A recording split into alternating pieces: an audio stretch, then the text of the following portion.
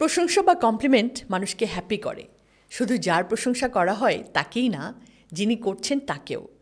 কারণ যখন আপনি অন্যের মধ্যে ভালো কিছু খোঁজেন, আপনার মস্তিষ্ক নেতিবাচকতা ছেড়ে ইতিবাচকতায় অভ্যস্ত হয়।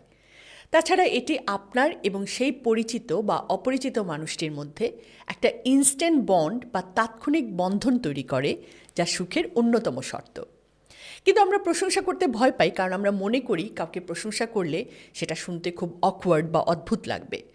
আমরা অনেকে সাত পাঁচ ভাবি যে অমুককে যে বলবো তার জুতো জোড়া সুন্দর, এরপর সে যদি মনে মনে বলে আর কিছু পেল না, জুতোটাই চোখে পড়ল, বা আমার বলাটা কি ঠিকমতো হবে, নাকি সে কিছু মনে করবে। অর্থাৎ প্রশংসা করার সময় আমরা নিজেদের দক্ষতা বা কম্পিটেন্স নিয়ে বেশি চিন্তিত থাকি।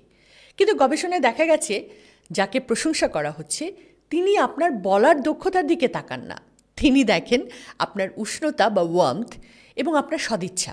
গবেষণায় দেখা গেছে আমরা মনে করি আমাদের এই ছোট প্রশংসায় সামনের মানুষটির সামান্য একটু ভালো লাগবে, কিন্তু বাস্তবে দেখা গেছে আপনার দেওয়া একটি ছোট্ট প্রশংসা সামনের মানুষটির পুরো দিনটি বদলে দেয়, যা আপনি কল্পনাও করতে পারবেন না।